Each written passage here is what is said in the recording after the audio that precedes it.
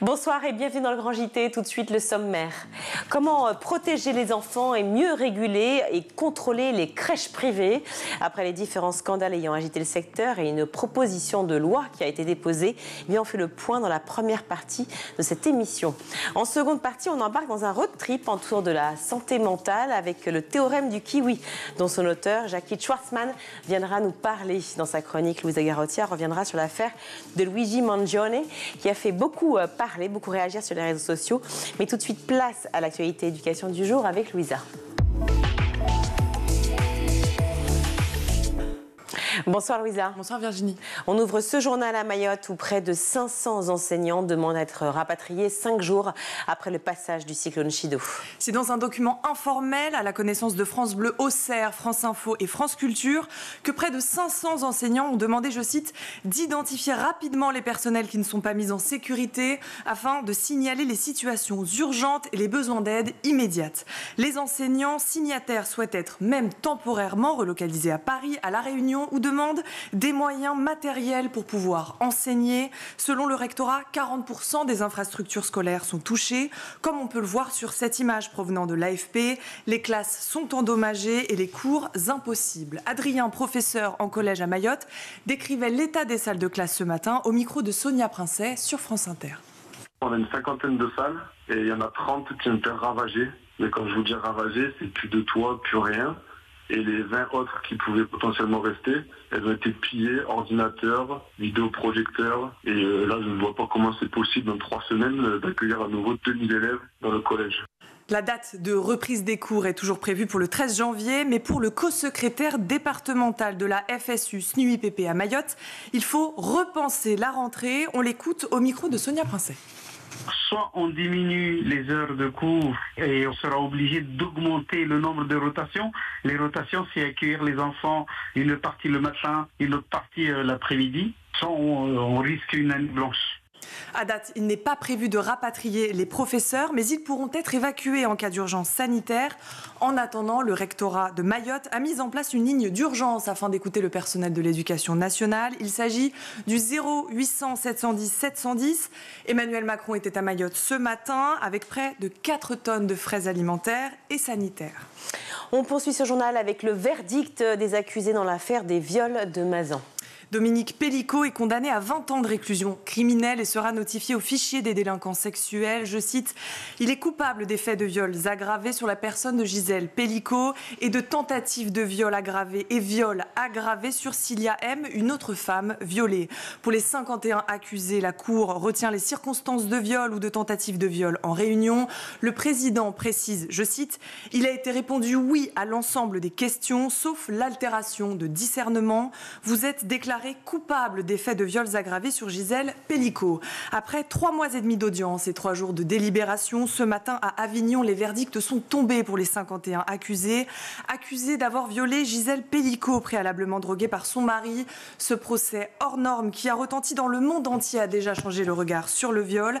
Grâce à Gisèle Pellicot qui a refusé le huis clos et a préféré rendre ce procès public, elle est devenue un symbole, la porte-parole des violences faites aux femmes, afin que la honte change de camp, comme on a pu l'entendre à de nombreuses reprises durant ce procès. La presse française titre ses journaux avec des images de Gisèle Pellicot.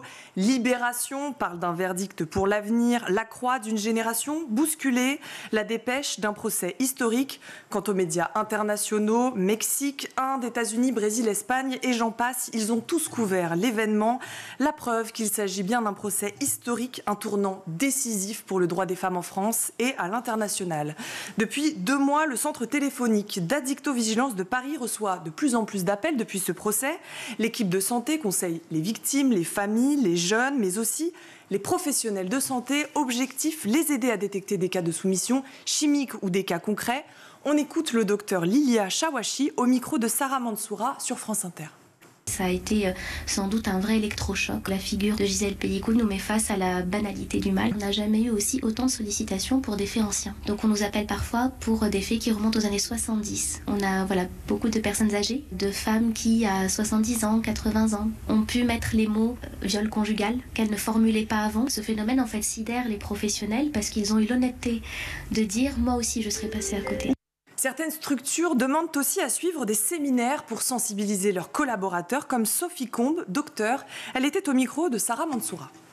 On est en plus principalement une équipe de filles, on a parlé entre nous, on a des enfants, ados qui peuvent être aussi victimes. Et quand j'ai vu qu'il y avait une campagne de sensibilisation aux professionnels de santé, on a tout de suite pensé que ça pouvait être hyper intéressant, ce sujet d'importance nationale.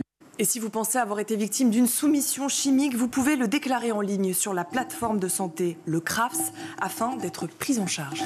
Et on se rend à Lorient, dans le Morbihan, où le collège de Tréfaven a opté pour des mesures de responsabilisation pour les élèves. Tout est parti d'un constat pour le collège de Tréfaven, où 20% des collégiens cumulent plus de 40 demi-journées d'absence sur l'année 2022-2023. En cas de faute, le conseil de discipline optait pour des avertissements avant l'exclusion. Et puisque l'efficacité des exclusions pose question, depuis 2012, il existe des mesures de responsabilisation, une sanction qui permet aux élèves de prendre part à des activités éducatives. Ces mesures existent mais ne sont pas toujours utilisées. Alors, depuis le 16 décembre, la ville de Lorient a signé une convention afin de les appliquer. On écoute le principal du collège de Tréfaven. L'idée, c'est qu'il effectue des heures auprès des services de la ville, en plus de ses heures de cours. Donc typiquement, ça peut être le mercredi après-midi ou des jours où le collège est fermé. C'est vrai que la mesure de responsabilisation, dans l'objectif qu'elle vise, est de faire comprendre à l'élève que s'il a commis une faute, pour autant, il peut la réparer par ses efforts, par son travail, et qu'il a toute sa place à partir du moment où il s'engage et qu'il respecte les règles. Ce qui sera vrai dans sa structure d'accueil au sein des services de la ville sera également vrai au collège. Et l'idée, c'est bien de lui faire comprendre que s'il fournit les efforts nécessaires, il a toute sa place dans son établissement scolaire. Le deuxième tiroir de la mesure de responsabilisation, c'est d'aller lui faire découvrir la vie en dehors du collège et lui faire comprendre aussi qu'il peut trouver sa place dans un service de la ville. On poursuit ce journal dans le Val-de-Marne où un bus sillonne les routes pour parler de santé mentale avec les jeunes. 15 villes du Val-de-Marne accueillent à tour de rôle le Safe Bus, un nouveau dispositif mis en place par le groupe hospitalier Paul Guiraud et qui a pour objectif de parler santé mentale avec les jeunes de 15 à 26 ans. Psychiatres, psychologues, éducateurs spécialisés et infirmières accompagnent les élèves dans les villes et les lycées.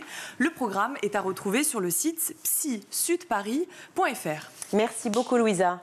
Babylou, People and Baby, des groupes de crèches privées épinglés dans le dernier ouvrage Les Ogres du journaliste Victor Castanet qui met en lumière les dérives du secteur de la petite enfance. Alors comment mieux contrôler et encadrer ce secteur? Notre invitée, la députée PSC Nervieux, sera avec nous sur ce plateau dans quelques minutes.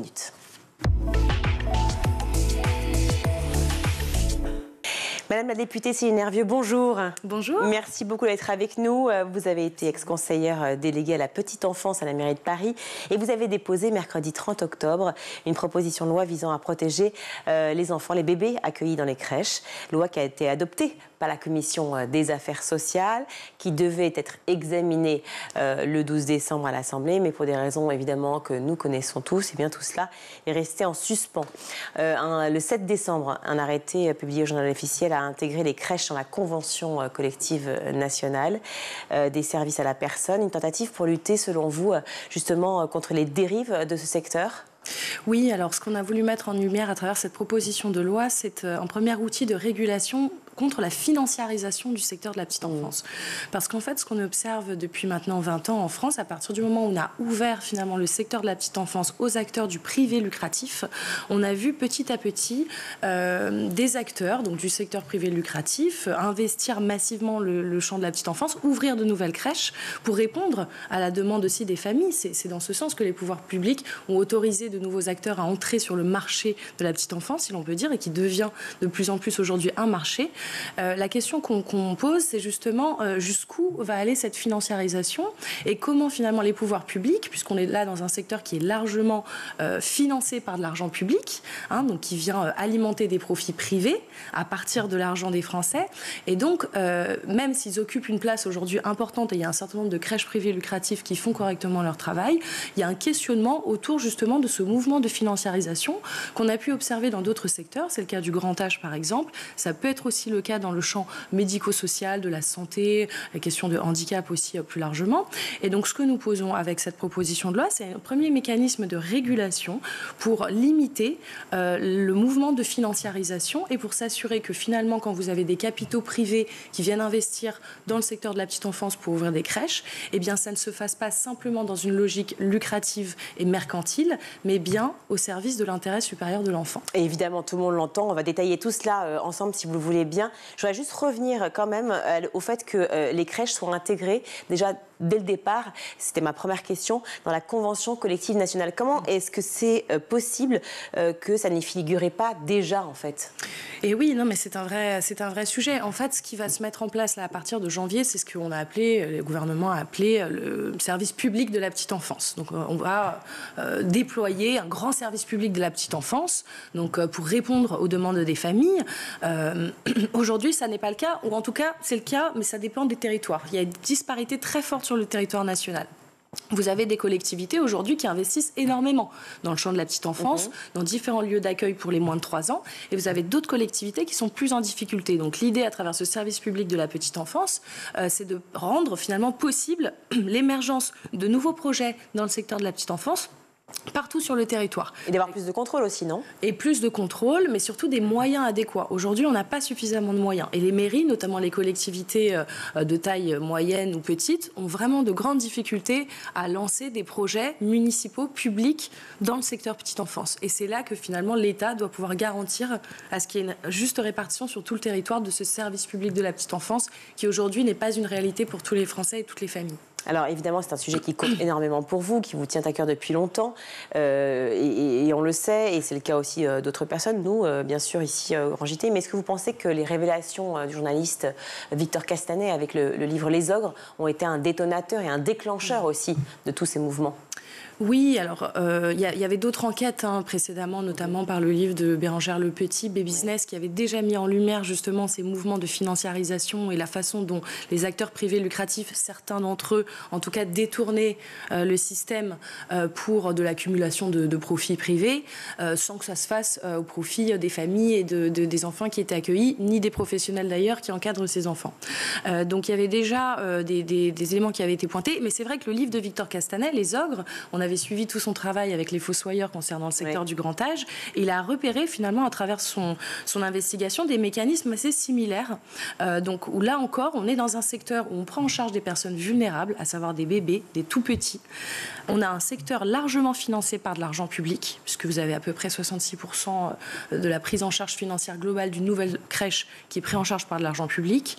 Vous avez une part de prise en charge aussi dans le coût des familles qui est payée par les CAF. Donc cela aussi, c'est de l'argent public largement. Et donc, où finalement, il y a des détournements, où il y a en tout cas une logique de croissance à tout prix qui ne répond pas aux objectifs qualitatifs, en tout cas pas toujours. Pour qu'on comprenne, excusez-moi, un berceau, puisque ça, on en parle comme ça, oui. Un berceau coûte à peu près 12 000 €, c'est ça ? Oui, ça peut même être un petit peu plus que ça. Ça dépend où, évidemment, mais je dirais entre 12 et 17 000 €. Entre 12 et 17 000 €, sachant que pour certaines crèches privées, celles que vous dénoncez en l'occurrence, ça pouvait tomber à 3 000 ou 4 000 ou 5 000 €. Donc forcément, on rogne, c'est ça, sur au minimum l'accueil. Il peut y avoir des logiques, effectivement, où on a parlé de stratégie de low cost, en fait. C'est ça que dénonce Victor Castanet dans son livre. C'est notamment dans le cadre des délégations de services publics, c'est-à-dire que vous êtes dans le cadre des marchés publics et donc vous faites des appels d'offres. Donc vous êtes face à une mairie, une petite mairie, et donc la mairie doit choisir entre plusieurs acteurs. Vous avez des acteurs, c'était le cas de People and Baby par exemple, qui effectivement venaient avec des propositions commerciales extrêmement intéressantes d'un point de vue financier, puisque finalement elles tiraient les coûts vers le bas. Mais la réalité, c'est qu'avec 3 000 €, vous êtes très très loin de pouvoir remplir, payer les charges, les salaires et tout le cadre normatif d'accueil de qualité pour accueillir un très jeune enfant. Donc en fait, vous êtes obligé à un moment donné d'entrer dans des logiques de rationnement. Donc on a observé, et d'ailleurs, il n'y a pas que les travaux des journalistes, il y a aussi les inspecteurs de l'IGAS qui ont rédigé un certain nombre de rapports qui pointent justement les dérives avec du rationnement de couches, du rationnement sur l'alimentation, où on essaye d'optimiser la masse salariale, c'est-à-dire qu'on ne respecte pas toujours ce qu'on appelle les ratios d'encadrement, c'est-à-dire le nombre d'adultes en fonction du nombre d'enfants accueillis.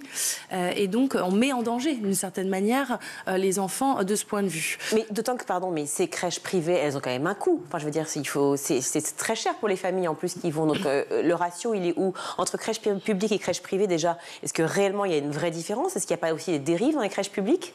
Et ensuite, est-ce que réellement les municipalités, les collectivités qui ont validé ces crèches privées n'étaient pas au courant de ces dérives possibles avec des coûts si bas? Ce qui est vrai, c'est que les difficultés qui peuvent s'observer dans le non-respect des ratios d'encadrement ou le niveau de qualification des professionnels, ça peut exister dans le privé comme dans le public. Donc ça, dans le secteur associatif, partout. Donc ça, il ne faut pas pointer du doigt. Moi, mon objectif n'est pas de pointer du doigt des acteurs en particulier. C'est plutôt la logique financière qui vient derrière. Parce que finalement, cette logique du low cost, elle répondait à des intérêts économiques. Elle répondait aussi parfois, il faut le dire, peut-être à certains élus qui considéraient que tout simplement la collectivité n'avait pas les moyens. Donc il y a une question financière, il y a une question de rapidité de mise en œuvre, parce que les acteurs privés, quand ils répondaient à ces appels d'offres, ils disaient au maire ou à la maire, dans 6 mois vous aurez votre crèche dans la collectivité. Quand vous vous lancez dans un projet de crèche municipale avec vos propres agents, vous en avez pour bien plus que 6 mois pour mettre en place les choses, et ça a un coût beaucoup plus important parce que vous payez les agents, c'est de la masse salariale, donc ça coûte cher. Donc est-ce qu'il pouvait anticiper les dérives?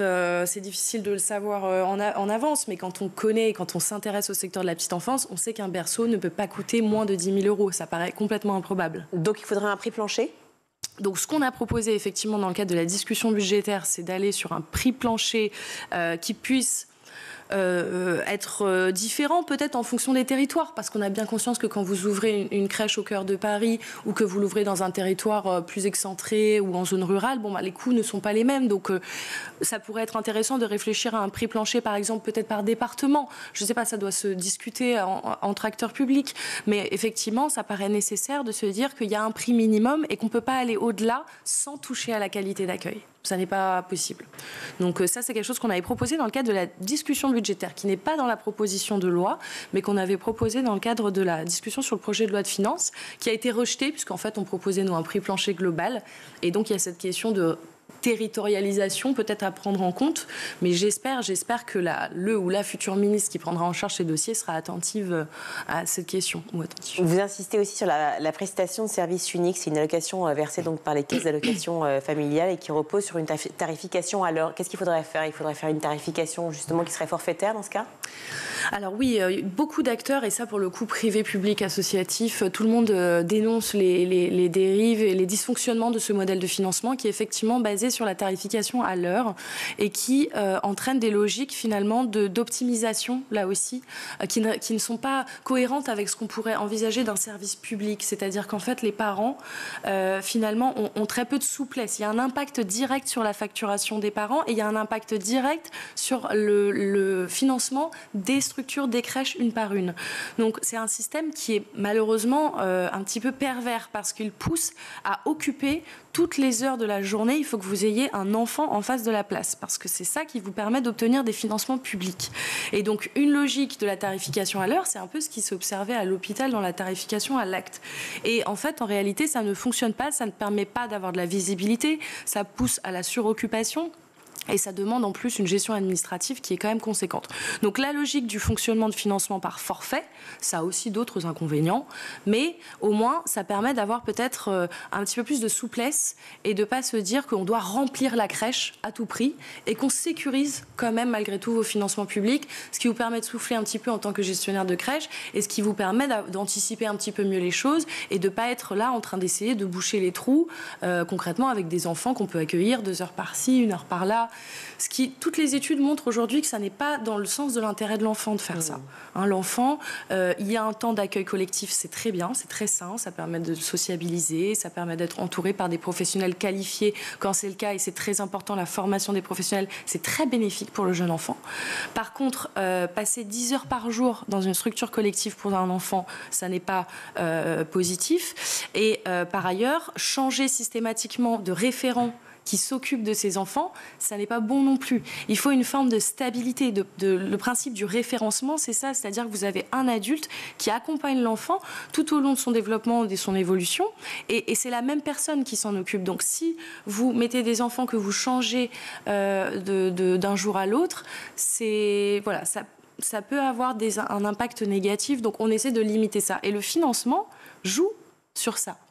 Alors, on entend bien, effectivement, toutes ces dérives qu'il y a eu, tous ces problèmes de financement que vous dénoncez. De l'autre côté, il y a aussi quand même une forte demande de la part des familles, parce qu'on le sait, dès qu'on est enceinte, on nous dit toujours « cours vite, t'inscrire à la première crèche ». Enfin, comment ça, j'ai à peine accouché. Si, parce que dans déjà 1 an ou 2, il faudra demander une place si tu n'en auras pas. C'est malheureusement une réalité française.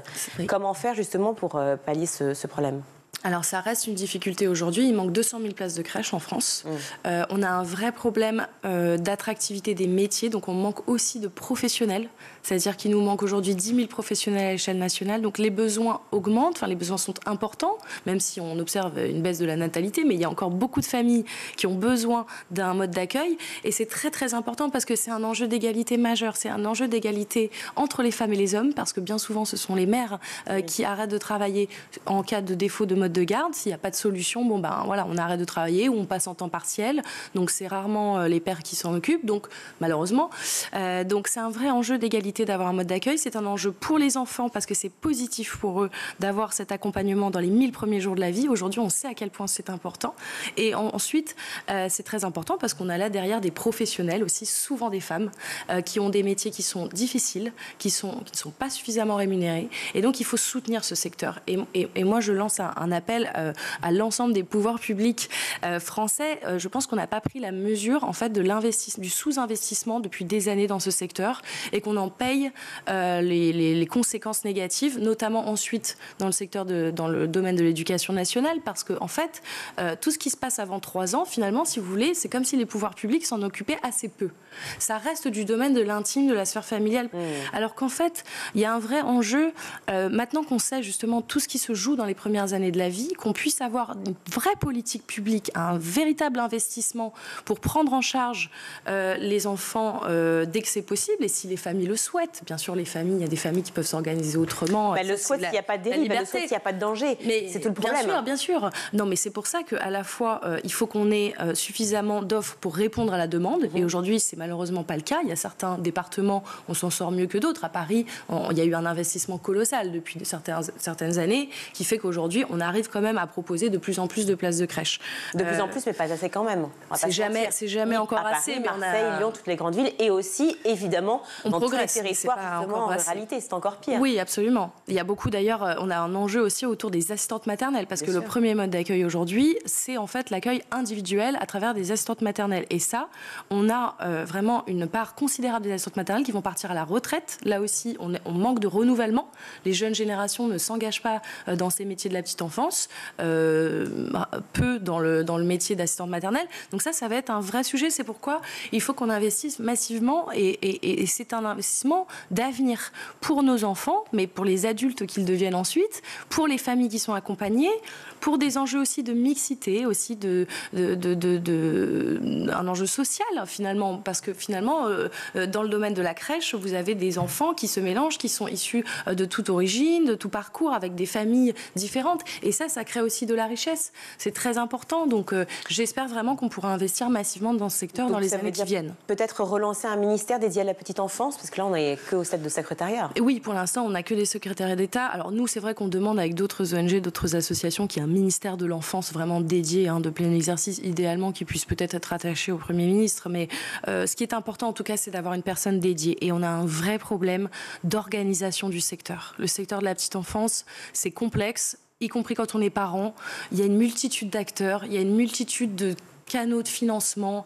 C'est assez peu lisible, et on a un problème de gouvernance en fait au global, et c'est pour ça que les politiques publiques ont du mal aussi à se mettre en œuvre, parce qu'elles sont complexes, et donc peut-être qu'il faut, dans un esprit de simplification, essayer de centraliser, et c'est vrai qu'un ministère de plein exercice serait vraiment intéressant pour permettre d'avancer justement dans des politiques publiques ambitieuses. Alors, pour parler évidemment de toutes celles, parce que ce sont beaucoup de femmes évidemment qui travaillent dans ce secteur, mais aussi ceux qui travaillent dans ce secteur, eh bien, il y a la question de la formation. Vous attaquez justement à la question des CAP petite enfance à distance. Oui.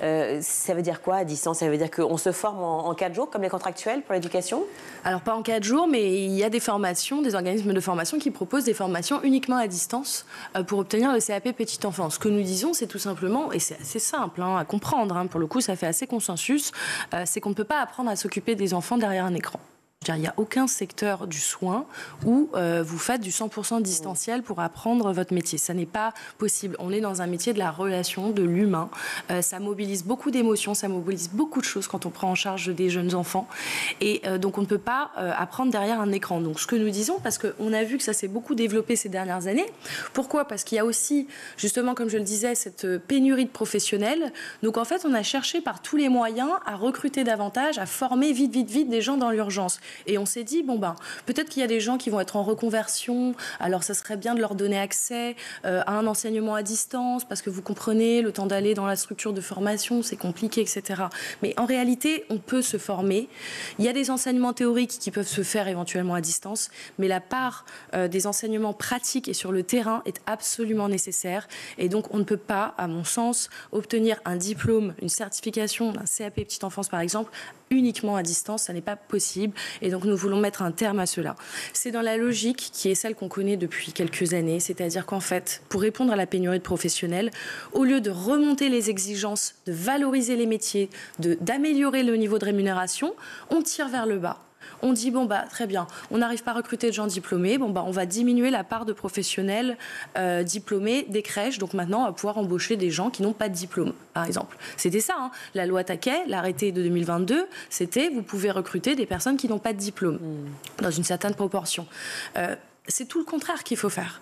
À force de déqualifier, à force de tirer vers le bas, à force de considérer que finalement s'occuper du jeune enfant, c'est instinctif et en plus quand on est femme, c'est encore plus facile quand on a soi-même été mère et ça vient naturellement. Non. Les professionnels de la petite enfance sont des experts du développement de l'enfant.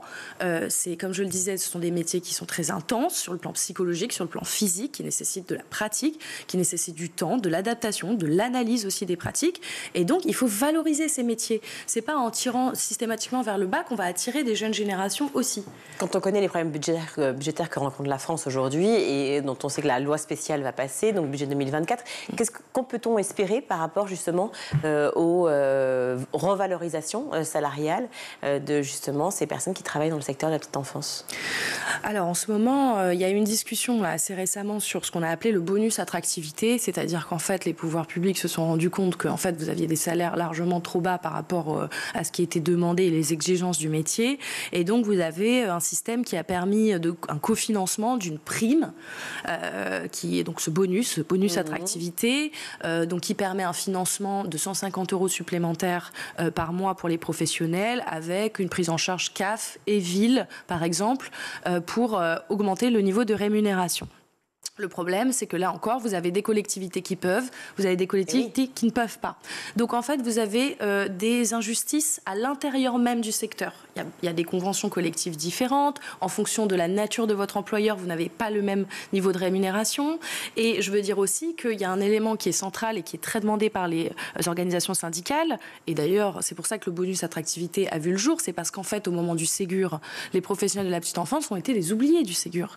Parce qu'on a beaucoup parlé, évidemment, des métiers de l'hôpital, et c'est tout à fait normal. On nous a beaucoup applaudi, valorisé, c'est très bien. Mais on a complètement oublié, une fois de plus, les professionnels de la petite enfance qui ont continué à travailler. Les crèches étaient ouvertes, pour partie en tout cas, pour accueillir justement les enfants des soignants, pour qu'ils puissent continuer à bosser et protéger les Français à l'hôpital. Donc, et personne n'en a parlé. Elles ont travaillé, je dis elles parce que majoritairement des femmes, ils et elles ont travaillé dans les crèches pendant le confinement, personne n'en a parlé. Et quand il y a eu le Ségur de la santé, on a dit les auxiliaires de puériculture qui sont en PMI, elles pourront le toucher parce que c'est le secteur médico-social, mais par contre, les auxiliaires en crèche, par exemple, ne le touchaient pas. Donc vous avez quand même, c'était 180, un peu plus de 183 € quand même le Ségur de la santé.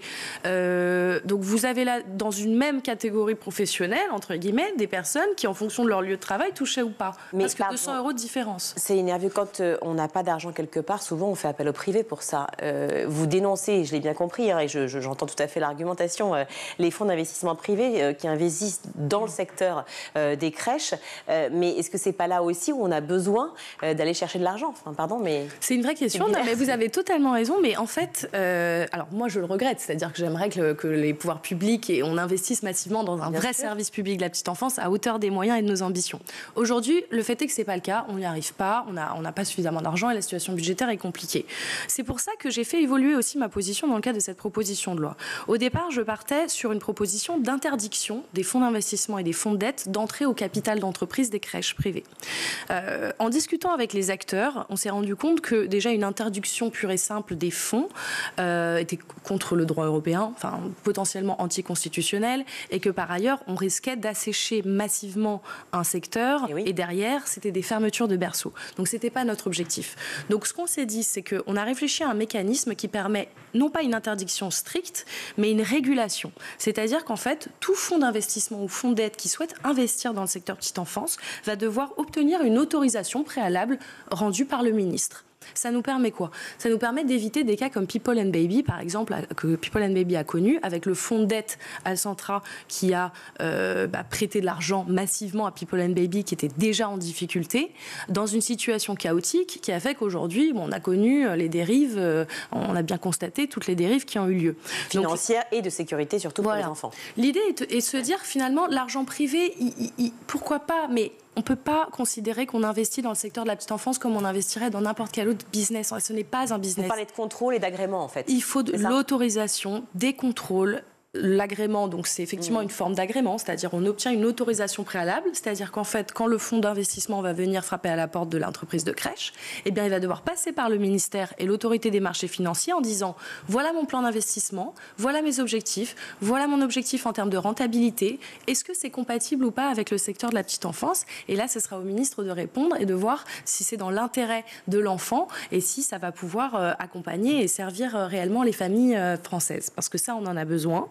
Donc je ne stigmatise pas le secteur privé lucratif, je pose simplement des règles, régulation, contrôle. On est dans un secteur largement financé par de l'argent public. C'est normal que le ministère ait droit de regard pour savoir qui il y a derrière ces financements. Merci beaucoup Céline Hervieux d'être venue sur le plateau du Grand JT. Je rappelle que vous êtes députée PS de Paris. Merci. Merci beaucoup. On marque une courte pause, on se retrouve.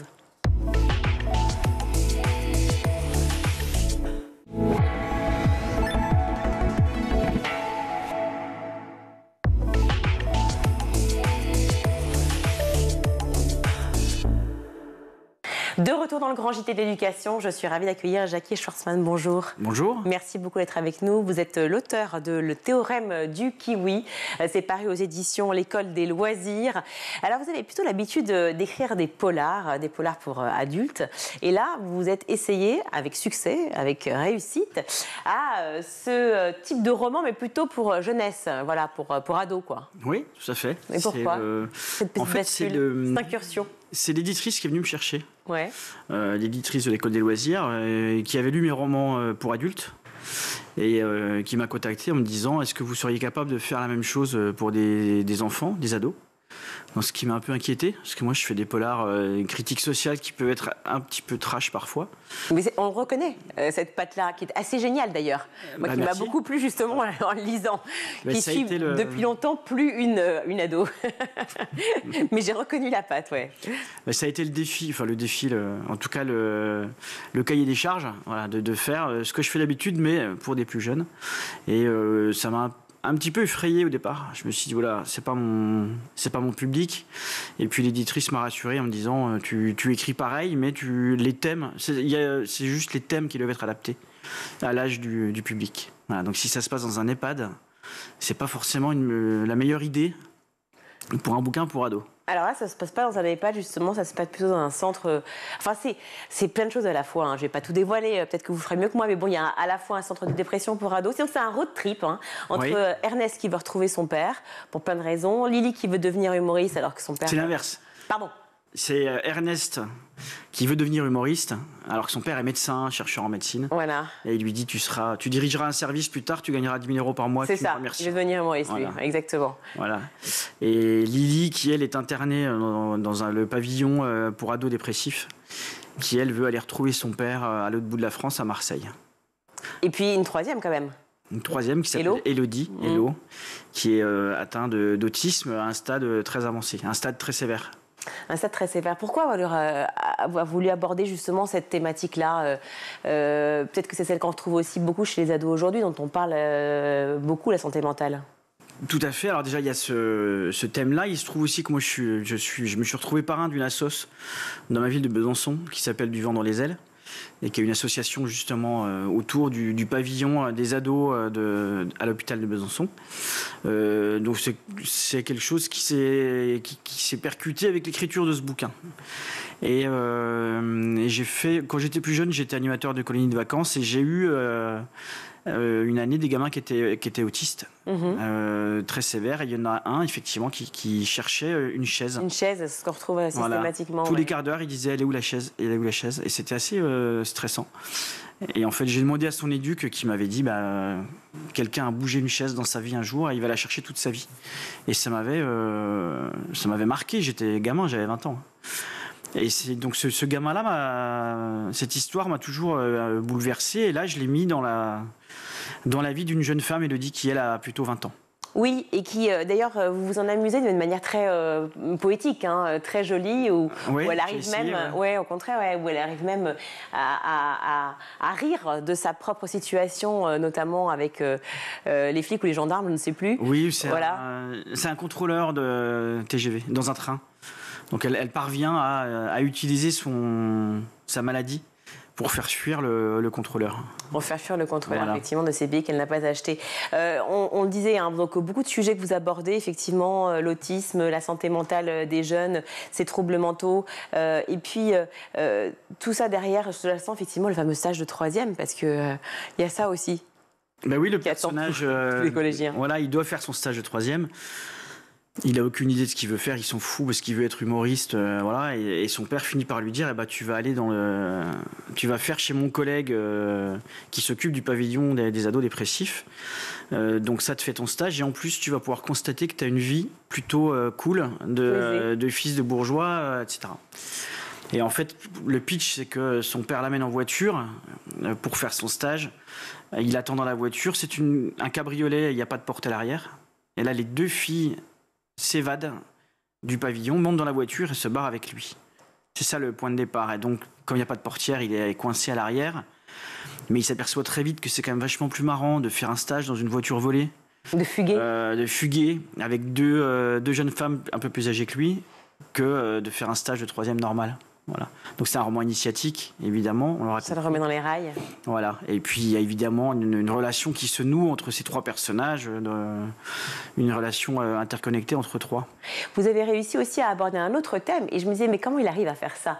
Parce que c'est vrai que ça peut être un peu périlleux l'exercice, mais aborder la théorie du genre aussi, avec un autre personnage qui arrive dans le film, ça aurait pu être un film d'ailleurs, dans ce livre, dans ce roman, qui est double. Qui s'appelle Jacques et Nicole.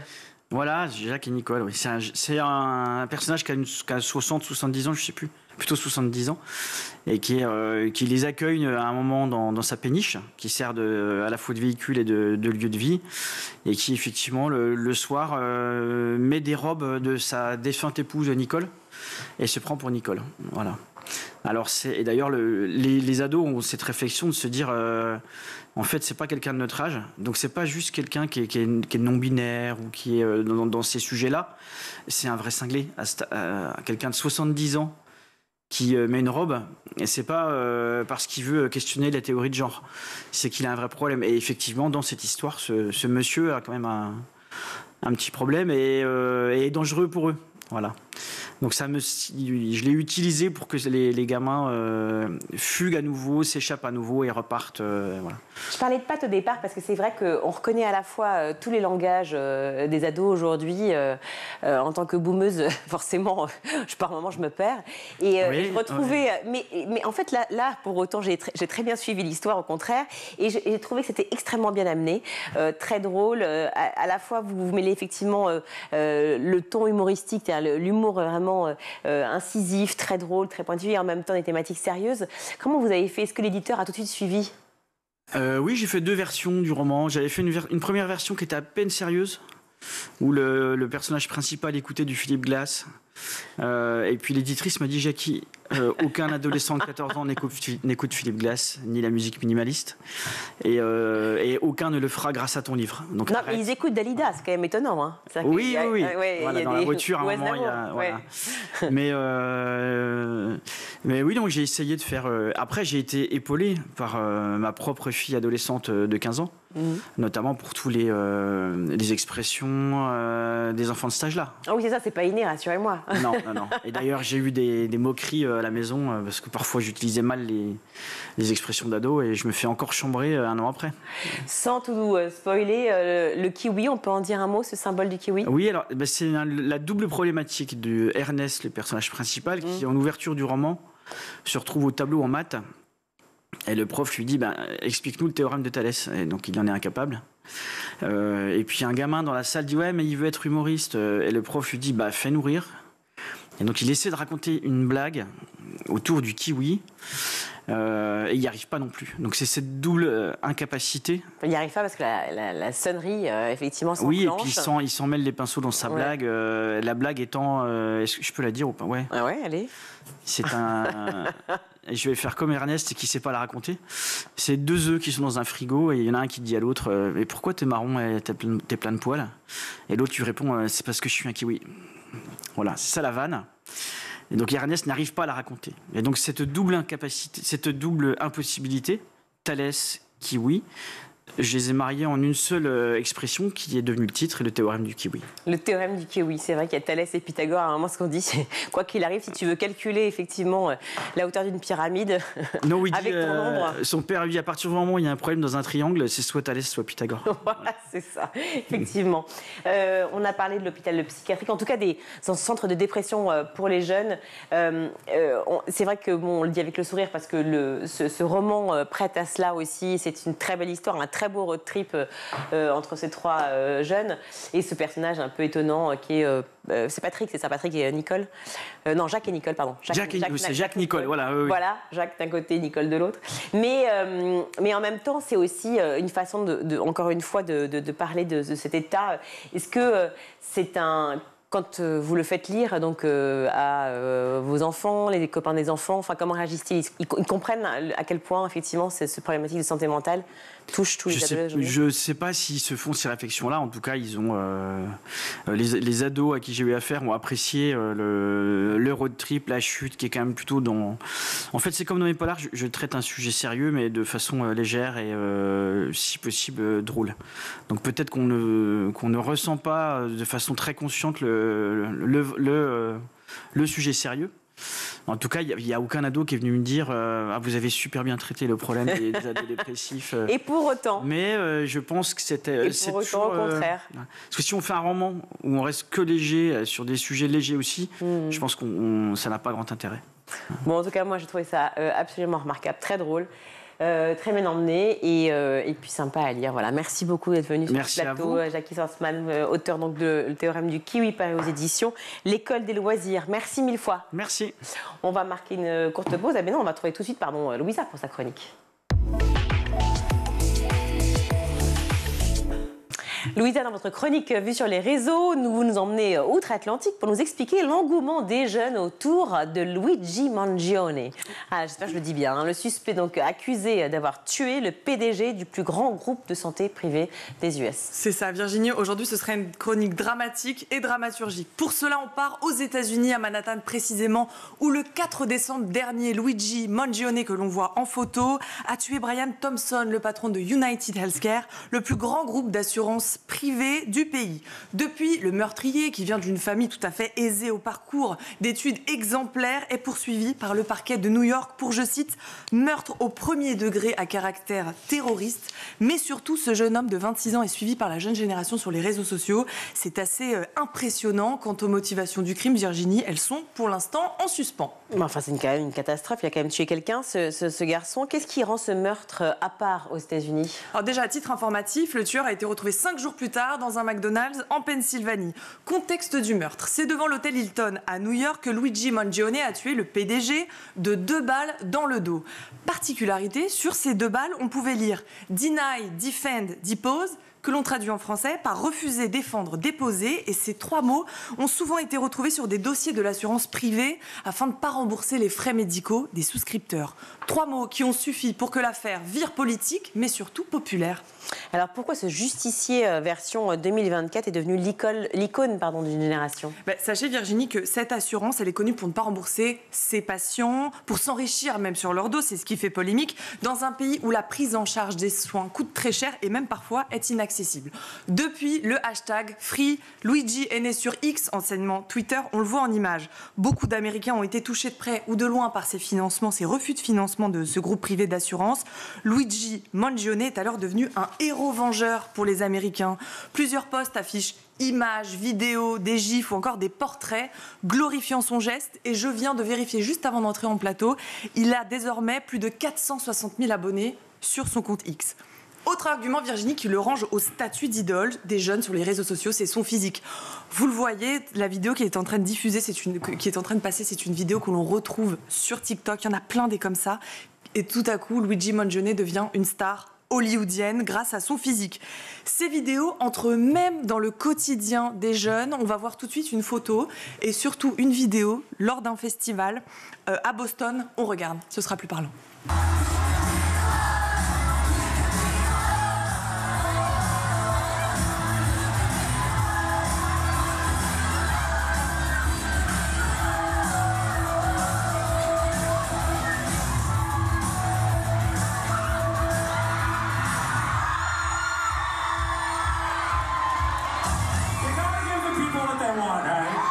Vous l'avez vu, Virginie, c'est devenu l'idole. On passe même des vidéos de lui dans des festivals de musique. Enfin bref, il y a encore autre chose. Une crypto-monnaie a été créée et connaît un franc succès. On l'appelle le Luigi Coin, à la suite de cette affaire. Idolâtrer un meurtrier, quand même, c'est particulier. Alors, suite à toutes ces mobilisations, justement, de la part des internautes, qu'est-ce que disent les instances publiques, les politiques? Vous le disiez, Virginie, c'est assez particulier. Ces appropriations feraient presque oublier qu'il s'agit avant tout d'un meurtre. Alors, la porte-parole de la Maison-Blanche, Karine Jean-Pierre, a affirmé, je cite, « Le recours à la violence pour lutter contre la cupidité des entreprises est inacceptable. » Et le gouverneur de Pennsylvanie, le lieu où on a retrouvé le tueur, a déclaré dans une prise de parole, je cite, « Il n'est pas un héros. Le véritable héros dans cette histoire est la personne qui a contacté les autorités au McDonald's ce matin. Les véritables héros du quotidien dans nos sociétés sont les femmes et les hommes qui portent ces uniformes et qui nous protègent. Ce tueur n'est pas un héros. On ne tue pas des gens de sang-froid pour des questions politiques ou pour exprimer un point de vue. » Alors, dans cette histoire, tout a des allures de séries américaines. Il y a même sur les réseaux sociaux des références faites à la pop culture. On voit beaucoup des références autour de la série des Sopranos. Les autorités ont même retrouvé un manifeste sur le tueur où il parlait du système de santé américain. Bref, conclusion, dans cette affaire, il y a un sentiment de vengeance pour les Américains, une idéalisation du tueur, entre en jeu les réseaux sociaux, des références à la pop culture, je vous l'ai dit, une création de crypto-monnaie. C'est le summum d'une culture américaine où le divertissement est roi, au point où le meurtre du PDG Ryan Thompson a été relayé au second plan. On se demande déjà si ce drame deviendra une série américaine. Le suspect encourt la prison à vie sans libération conditionnelle. Et en attendant le jugement, la famille du tueur se dit bouleversée par cette histoire et envoie toutes ses prières à la famille de la victime. Merci beaucoup, Louisa. Tout de suite, on va retrouver le meilleur de School TV avec le Zap. Votre relation à tous les deux, c'est pour ça que c'est émouvant pour moi, après avoir lu le livre, de vous avoir sur le plateau. Bon, elle n'est pas au beau fixe. Non, mais elle n'a jamais été au beau fixe. On a toujours une relation compliquée, on peut le dire, qui n'était pas totalement incompréhensible. J'en parle dans le livre, il y a une différence d'âge qui est très importante. Je peux le dire, j'ai 73 ans et Noémie a 15 ans. Vous voyez que 58. Nous venons pas du même monde. C'est ça, hein, 58 quand elle est née. Voilà, j'avais 58 ans quand elle est née. Et alors bien sûr, ça a été un don du ciel, vous voulez, un cadeau inestimable, mais aussi un paquet de problèmes en devenir. Que vous ne soupçonniez pas. Oui, je les soupçonnais. J'espérais que ça ne me tomberait pas dessus. Mais franchement, voilà, pour résumer, Noémie a un frère aîné qui a 2 ans de plus qu'elle. C'est difficile pour des enfants quand ils sont avec leur père dans un magasin et que la commerçante, parce qu'il chahute un peu, leur dit « soyez gentils avec votre papy ». Ouais, vous dites, je vous cite, mon grand âge n'est pas neutre dans cette histoire. C'est vrai ? C'est vrai. Alors, forcément, moi, j'ai toujours été habituée. Donc, pour moi, c'est normal d'avoir mon père à cet âge-là, même si, bien évidemment, je l'ai très vite remarqué qu'il était plus âgé. C'est compliqué, surtout en primaire. On est assez innocent, donc forcément, les petites remarques, « Oh, il y a ton papy qui vient te chercher, etc. » Ça paraît rien, mais quand on est jeune... Ça vous travaille. C'est ça. Et quand on est un peu sensible, forcément, on se dit « Mais pourquoi il a cet âge-là » Et Donc vous lui en voulez un peu d'une certaine exactement, façon. Exactement. Alors qu'il est pour rien quand même. Absolument pas. Et forcément, après, plus j'ai grandi, plus je me suis dit, mais personne n'y peut rien, c'est comme ça et ça changera pas. Alors il y a ce spot et bien sûr cette campagne qui reprend véritablement tous les codes des sites pornographiques. Voilà, on les découvre. Comment vous est venue l'idée au final ?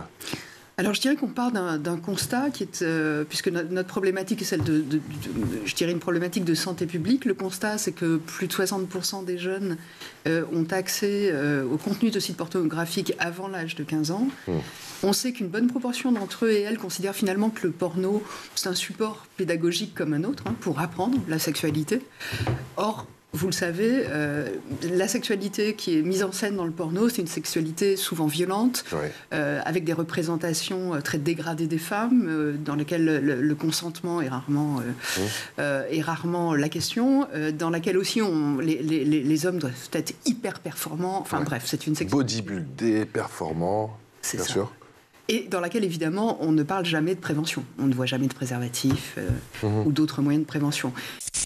C'est ça qui vous différencie justement, c'est cette mise en relation entre des gens qui ont un métier, qui veulent en parler, et d'autres, des jeunes qui justement cherchent un peu leur voie? Alors oui, ce qui nous différencie vraiment, c'est 2 choses. La première, c'est la plateforme en elle-même qui permet très facilement d'aller contacter 82 000 professionnels. Donc il y a une très grande richesse de métiers, de secteurs d'activité, de personnes. On va trouver des jeunes, des moins jeunes, des hommes, des femmes, sur des métiers qu'on n'imagine parfois pas et pour lesquels on va pouvoir aller vraiment chercher de l'information directement à la source auprès de celui qui fait.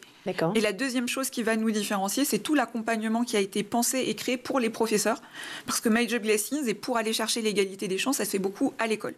Donc en fait, on va proposer plusieurs services. On commence dès la 5e, dans le cadre des modules de découverte des métiers qui se sont généralisés en cette rentrée des classes. Et où l'idée, c'était de dire... je suis professeur, beaucoup sont venus nous voir en nous disant je ne sais pas où trouver les professionnels. Et en fonction de où je me trouve sur le territoire, je vais avoir moins de professionnels à disposition. Ce qu'on fait, nous, c'est qu'on va mettre gratuitement à disposition des professeurs de partout sur le territoire notre plateforme pour qu'ils puissent aller contacter nos 82 000 professionnels et leur proposer d'intervenir dans la classe. Qu'est-ce que ça veut dire intervenir dans la classe? Soit pour le professionnel, c'est directement à côté de son lieu de travail ou de son lieu de domicile et il va se déplacer physiquement, soit c'est plus loin et il va proposer une visio. Et moi, je suis très fière de dire qu'aujourd'hui, une visio, pour des jeunes qui sont en milieu rural, ça leur permet aussi de découvrir des métiers auxquels ils n'ont pas accès et c'est beaucoup mieux que rien. De la même manière que j'ai envie de faire intervenir l'agriculteur en plein Paris, parce que c'est pas parce qu'on est né à Paris que demain, on va pas, pourquoi pas, reprendre une exploitation et aller sur ce beau métier dont on a besoin et sur lequel on sait qu'il y a des crises de vocation et qu'il y a 50% de nos agriculteurs qui partent en retraite dans les prochaines années. Donc l'idée, c'est vraiment de rendre accessible l'ensemble des métiers, de se mettre à la disposition des professeurs pour leur permettre de présenter des métiers riches tout au long de l'année. Fin novembre, début de mes problèmes d'année de 3e. Donc il faut savoir que, pour remettre un petit peu dans le contexte, depuis le début du collège, j'étais pas forcément à ma place dans ce collège. Et pas forcément à cause des élèves, mais moi de base, je m'y sentais pas à ma place. Forcément, quand on se sent pas à sa place, on est à un âge où les gens le remarquent, donc on se fait embêter. Donc ça commence dès la 6e. Et troisième, ça reprend très très fort avec malheureusement les réseaux qui rentrent en jeu. Forcément, on est dans une génération et à un âge où les réseaux, c'est énormément dans nos vies. Donc, et là, une rumeur. C'est ça, exactement, qui part d'une personne de base totalement inconnue, mais qui est ami commun de quelqu'un de mon collège. Et tout a basculé d'un jour à l'autre. Et c'est une rumeur qui montre des actes sexuels et exactement, qui dit c'est Noémie. C'est ça. Alors voilà. Au début, on part sur seulement une vidéo d'une femme nue. Et après, il y en a eu d'autres qui s'enchaînent. Est-ce qu'on peut mesurer aujourd'hui l'impact du manque d'éducation sexuelle sur la sexualité des jeunes et plus précisément sur la transmission de maladies ? Alors oui, on le mesure. Alors nous, on le mesure chaque année, je dirais, à SIDAction, parce qu'on réalise un sondage auprès des jeunes qui vise précisément à mesurer leur niveau de connaissance, à la fois des modes de transmission, du VIH, des autres IST, mais aussi les moyens de prévention. Et franchement, on hallucine chaque année. C'est-à-dire qu'on voit que ah oui, ça baisse d'année en année, avec des fausses croyances qui perdurent, et dans tous les sens. C'est très étonnant. À la fois, on pense que des jeunes, quand même, un tiers d'entre eux pensent, par exemple, qu'on peut contracter le VIH en embrassant une personne séropositive, ce qui est hallucinant. Ça n'est évidemment pas du tout le cas. Et dans le même temps, ces jeunes, quand même, un quart d'entre eux pensent que la pilule contraceptive protège du VIH. Donc, si vous voulez, il y a vraiment beaucoup, y compris, je ne vous parle pas des piqûres de moustiques, de l'idée que partager un verre avec une personne vivant avec le VIH serait dangereux. Bon, or, il faut vraiment dire aux gens... Mais pourquoi ces fausses croyances, selon vous ? Alors, je dois vous dire, à la fois parce qu'on en parle moins, enfin, d'abord parce qu'on n'en parle pas à l'école, soyons clairs. Je pense que vraiment, cette éducation, pour nous, tout au long de la scolarité, elle est essentielle, parce qu'elle est la première source d'information. Dans un contexte où, contrairement à il y a 20 ou 25 ans, on en parle beaucoup moins dans les médias. Heureusement, vous continuez à le faire, d'autres le font, mais 2 fois par an, à l'occasion du 1er décembre du SIDAction. Aujourd'hui, seuls 15 à 20% des lycéens Émilie ont une idée claire de leur projet professionnel. Pourquoi, selon vous, l'orientation, justement, reste-t-il un sujet si complexe en France pour les familles et les jeunes ? Mais parce qu'on manque d'accès, on manque d'informations. Moi, je pense que le manque d'informations, c'est le premier problème. D'accord. On a plein de clichés sur des métiers, on a plein de clichés sur des filières ou des formations. On en parlait juste avant avec les voies professionnelles. Et puis, en fait, on ne se rend pas compte de tout ce qui est possible. C'est pour ça que, pour moi, remettre de l'humain dans le digital, finalement, grâce au digital, c'est la clé de tout ça. Et c'est des personnes qui vont vous expliquer qu'ils étaient exactement dans la même situation que vous, il y a quelques années, qu'ils n'étaient pas meilleurs que vous à l'école, qu'ils se posaient des questions, qu'ils ne savaient pas ce qu'ils voulaient faire. Et qu'aujourd'hui, après le chemin qu'ils ont fait, voilà où ils en sont. Et ce qui va être intéressant sur la plateforme, c'est de pouvoir aller rencontrer aussi bien un jeune qui est à peine plus avancé que vous dans son parcours. Ça, c'est une nouvelle fonctionnalité que vous avez lancée. Alors, depuis toujours, on avait la possibilité d'avoir des alternants sur la plateforme qui étaient là pour expliquer qu'est-ce que c'est qu'une alternance finalement, comment ça se passe, comment je suis à l'école, etc. Ce qui est nouveau et qu'on a lancé là, et on en est très fiers, c'est My Job Glasses entre jeunes. Ce sont des jeunes encore en études qui sont ambassadeurs de leur formation et qui vont venir échanger avec des plus jeunes. Et notamment dans le cadre de Parcoursup, qui a ouvert hier, c'est un vrai enjeu. C'est-à-dire qu'en fait, on a plein de jeunes qui nous disent « Je vais faire des choix par défaut, je ne sais pas, je ne comprends pas comment ça fonctionne, je ne sais pas où je vais aller. » Et là, on leur dit « Attends, pas de souci, tu te poses des questions, tu hésites entre un BTS et un DUT, va parler à un jeune en BTS, va parler à un jeune en DUT, il va t'expliquer concrètement comment ça fonctionne. Je suis une fille et j'ose pas aller en classe prépa. » Très bien, je vais aller rencontrer une autre fille en classe prépa et je vais pouvoir lui poser des questions que je ne poserai pas à mon prof, que je ne poserai pas à mes parents. C'est la fin de cette émission. Merci à vous tous de nous avoir suivis. Merci à toute l'équipe. Aujourd'hui, à la réalisation, c'est Théo Boscar. Le son, Alexis Oustabassidis. Le maquillage, c'est Eva Troller. Laura Girard et Emma Ferré à la rédaction. Merci également, Louisa, d'avoir été avec nous. Est-ce que vous serez là demain ? Non, c'est pas vous demain. Non, c'est pas moi demain. La semaine prochaine, c'est ça. Non plus. On se retrouve vite après les vacances, après ce merveilleux réveillon de Noël. Merci beaucoup. Très bonne soirée à tous et nous on se retrouve demain. Ciao.